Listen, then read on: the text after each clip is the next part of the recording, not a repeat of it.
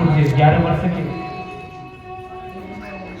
ठाकुर जी आगे चल रहे हैं, पीछे पीछे वो पोछा लगाते हुए वस्त्र चल रहा है। धोबी को तो धराशायी कर दिया। आगे रास्ते में पहुंचे तो आगे क्या देखा, एक नाई से भी बाल कटवाए और सुंदर सा वेश धारण किया, सुंदर नहा धो के कपड़े पहन लिए और बाल काट लिए। आगे पहुंचे महाराज, जब वस्त्र लंबे लंबे थे दर्जी मिला और दर्जी के पास पहुंचे। दर्जी तो समझ गया कि भगवान ठाकुर जी हैं। दर्जी ने ठाकुर जी को प्रणाम किया, ठाकुर जी ने खूब आशीर्वाद दिया। ठाकुर जी ने कहा महाराज ये कपड़े हम पहन के आए बहुत लंबे हो गए, इनको छोटा कर देंगे। दर्जी ने उन कपड़ों को छोटा किया और एकदम सुंदर से वो कपड़ा ठाकुर जी के शरीर पर दिखने लगे। गो भुआल जितने थे सबके कपड़े भी बराबर कर दिए, जितने हाइट थे उतने कपड़े कर दिए। और भगवान कन्हैया उस दर्जी पे बड़े प्रसन्न हुए और दर्जी को खूब सारा आशीर्वाद दिया, दर्जी जाओ फूलो फलो। तो उसी दिन से लेकर आज तक भी कपड़ा 300 का, सिलाई 600 की। 600 का ठाकुर जी का ही आशीर्वाद दिया हुआ है दर्जियों को। जितने भी टेलर मास्टर, कपड़ा 100 रुपए होता, सिलाई 300 रुपए की होती। ठाकुर जी ने आशीर्वाद दिया है खूब फलो फूलो। रास्ते में दर्जी को आशीर्वाद देने के बाद आगे धीरे धीरे आगे पहुंचते गए। अब ब्रजवासियों ने सोचा महाराज जा तो रहे, सुंदर नहा भी लिया, वस्त्र पहन लिए, बाल भी सुंदर बनाए हैं, कपड़े भी फिट हो गए, लेकिन जब तक ब्रजवासी सजेगा नहीं तब तक ब्रजवासी कैसे कहलाएगा। आगे देखा एक माली था, वो माली कंस के लिए हमेशा माला भेजता था, सुंदर सुंदर पुष्पों से, मोगरा, गुलाब, चमेली आदि की माला बनाता था। जैसे ठाकुर जी उसके पास गए तो पहले तो उस माली ने मना किया, महाराज ये आपके लिए फूल माला नहीं, ये तो हमारे राजा जो मथुरा नरेश है कंस के लिए मालाएं जाती हैं, अगर ये माला आज नहीं की तो वो तो मुझे मार देंगे। तो माली ने मना किया, ठाकुर ने जबरदस्ती उससे माला ले ली और अपने गले में पहनी, साथ में जितने ब्रज मंडल के लोग भुआल थे सभी को पहनाया। और उस माली का भी उद्धार ठाकुर जी ने किया। धीरे धीरे और आगे के मेले की ओर मथुरा में प्रवेश करते जा रहे हैं। धीरे धीरे आगे पहुंचे महाराज, एक कुबड़ी भगवान अपने राजा कन्हैया, अपने राजा कंस के लिए चंदन घिसती, उसमें केसर मिलाती और केसर युक्त चंदन जो अपने राजा के लिए रोज भेजती। और कुबड़ी 3 जगह से टेढ़ी। भगवान कन्हैया ने जैसे उस कुबड़ी के दर्शन किए, समक्ष पहुंचे तो कुबड़ी हाथ जोड़कर प्रणाम करने लगे, महाराज ये कन्हैया बोले चंदन किसके लिए ले जा रहे हो? बोले हमारे राजा है मथुरा नरेश कंस के लिए मैं रोज चंदन की सेवा देती हूँ। कन्हैया बोले राजा हुआ तो क्या हुआ, हम ब्रजवासी हैं और मेले देखने के ताई आए हैं, तो ये चंदन हमें दीजिए, हम इसके बदले आपको आशीर्वाद देंगे। तो आज कुबड़ी का जो चंदन था भगवान कन्हैया को दे दिया। कन्हैया ने अपने माथे में लगाया, सभी गोपू ने लगाया, सुंदर चंदन में लगा दिया। ब्रजवासी जब तक चंदन ना लगाते तब तक उनकी अधूरा श्रृंगार होता। इस प्रकार से भगवान प्रसन्न हो गए कुबड़ी पर और कुबड़ी जैसे सामने आई, कुबड़ी को इधर ठोटी पर हाथ रखा और अपने पैर के मोटे से कुबड़ी की पैर के मुट्ठी दबाई और एक झटका दिया, 3 जगह से टेढ़ी थोड़ी सीधी हो गई। बोलो बालकृष्ण लाल की। कुबड़ी ने ठाकुर जी चरणों में दंडवत प्रणाम किया, ठाकुर जी आपकी कृपा ऐसी बनी रहे।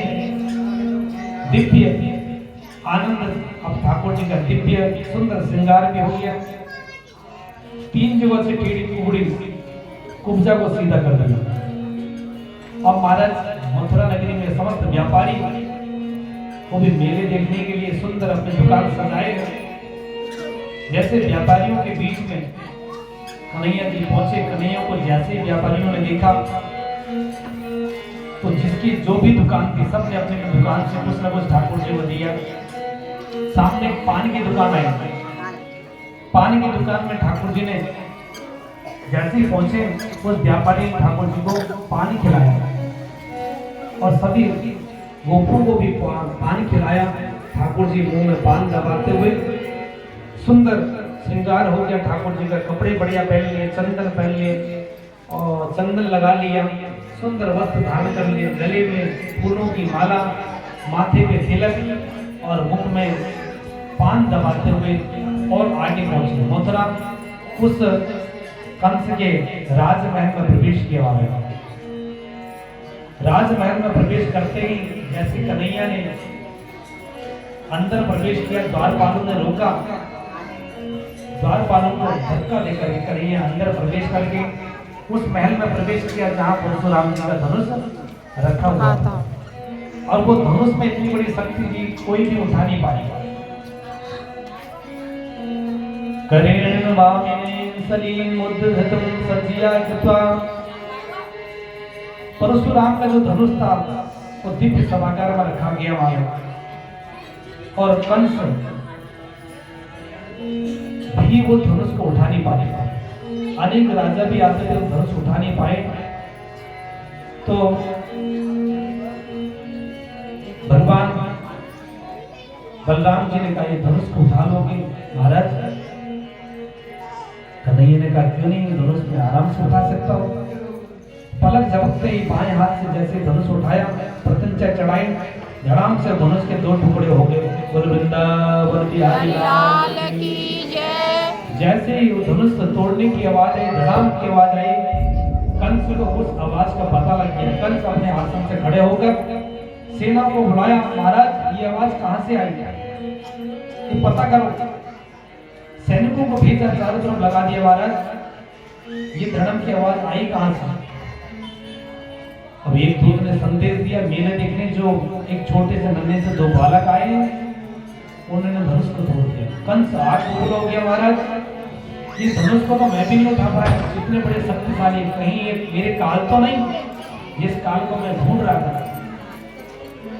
अब जैसे भयंकर आवाज कंस ने सुनी तो कंस एकदम भयभीत हो गया, डरने लग गया, कमरे के अंदर कमरे में घुसने लग गया। अब खाने में जो भी कोई चीज होगी तो उसमें भी उसको काला चीज नजर आता है। जीरा का तड़का भी देखता तो उसमें वो जीरे में भी अपना दुश्मन काला काल नजर आता है। कितना भयभीत हो गया कंस मृत्यु के डर से। कंस ने पुनः एक कुबलियापीड़ नाम का एक हाथी को भेजा ठाकुर जी को मारने के लिए। कुबलियापीड़ को जैसे ही ठाकुर जी ने देखा, तुरंत कुबलियापीड़ हाथी का सूंड को ठाकुर जी ने पकड़ा और घुमाया, 3 बार 4 बार घुमाया, धड़ाम से पृथ्वी पर पटक दिया। कुबलियापीड़ का भी उद्धार हुआ। अब महाराज कंस के भवन में एक महान हाथी रहता था जिसका बल 10,000 हाथियों के बराबर था। अब ये महान हाथी को भेजा कि जाओ ठाकुर जी को मार गया। महावत नाम का एक हाथी, महावत हाथी जैसे कन्हैया के पास पहुंचा, कन्हैया ने जैसे ही देखा समझ गए इसके पास तो 10,000 हाथियों के बराबर बल है। जैसे ही वो महावत हाथी आया, इधर बलराम ने कहा, बलराम जी ने कन्हैया से कहा, कन्हैया ये हाथी हमको मारने के लिए आ रहा है। हाथी उधर से दौड़ते दौड़ते आए, कन्हैया ने इधर तुरंत अब सूंड पकड़ी और उसको भी घुमाया घुमाया ऊपर पृथ्वी में और धड़ाम से पृथ्वी पर गिरा दिया, मृत्यु को प्राप्त हुआ। अब महाराज जिसने बड़े बड़े योद्धा है सब कन्हैया के पास भेज रहे हैं कंस कि जाओ अपने सेना के जो बड़े बड़े योद्धा हैं सबको एक एक करके भेजा, एक एक करके कन्हैया ने सबको धराशायी कर दिया। अब महाराज कंस ने अपने भाइयों को भेजा, मुष्टिक, शारून, सबको भेजा महाराज। अब कंस धीरे धीरे आगे जा रहे हैं, जो भी बीच में दुष्ट आ रहे हैं सबका संहार ठाकुर जी कर रहे हैं। अब चलते चलते महाराज ठाकुर जी कन्हैया जी और बलराम जी उस रंग महल में पहुंचे जहां कंस बैठा हुआ। कंस ऊपर गद्दी लगा के आसन में बैठा हुआ, नीचे रंग महल में लोग कुश्ती कर रहे हैं। जैसे ठाकुर जी ने दृश्य देखा, बलराम ने देखा, कंस ने जैसे कंस की नजर ठाकुर जी के पड़ी, कंस के आंखें फटी फटी रह गई। चाणों मुष्टक को कहा, जाओ इसको बंदी बना दो, इसको बंदी बना के लेके आओ मेरे पास, मैं इसको दंड दूंगा, ये मेरा काल है, मैं इसको मार के छोड़ूंगा। जैसे कन्हैया के पास वो चाणों मुष्टक पहुंचे, एक करके ने कन्हैया ने अपने हाथों से ऐसा घूसा मारा, वो चाणों भी चुकना चूर हो गया और मुष्टिक में मार दिया।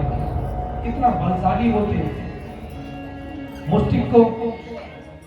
अब दोनों मुष्टिक चाणों दोनों ठाकुर जी को लड़ने के लिए आए, एक को बलराम ने मारा, एक को भगवान कन्हैया ने धराशायी कर दिया।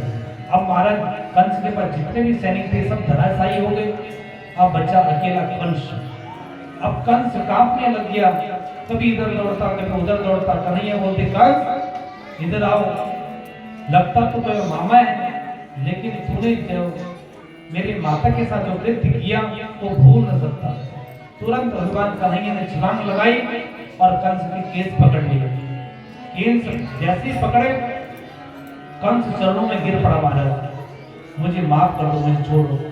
भगवान कन्हैया ने याद दिलाया कि जैसे आपने मेरी माँ देवकी के केस पकड़े और घसीटते हुए बंदी गृह में डाला, याद करो पल।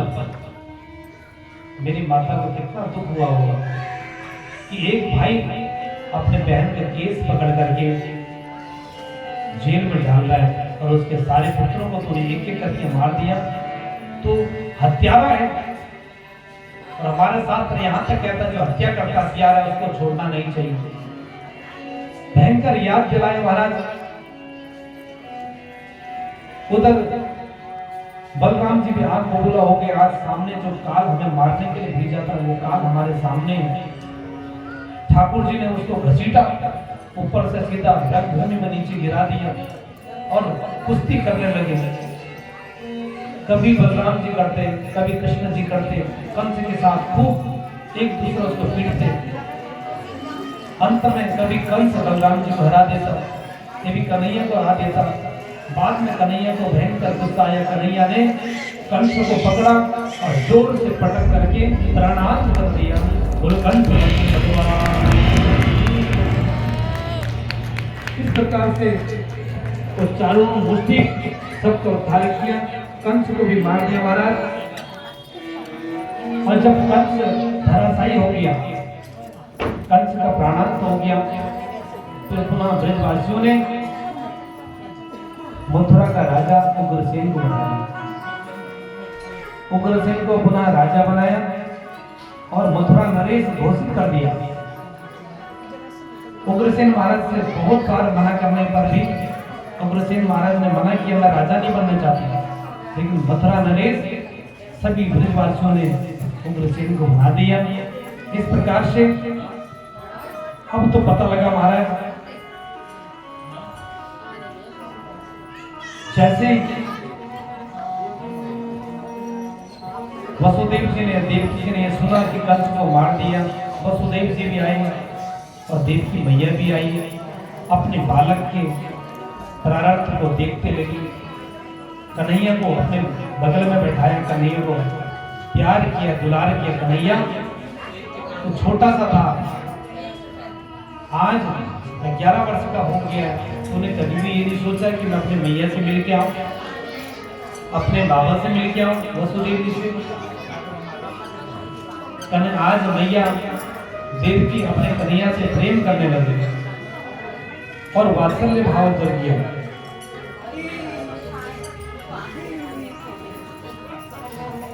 कंस के मारे जाने पर जब ये पता लगा कंस के ससुर जरासंध को कि कंस का तो निपटारा ठाकुर जी ने कर दिया, तो कंस की बदले की भावना लेने के लिए उत्कंठा जागृत हो गई। कंस ने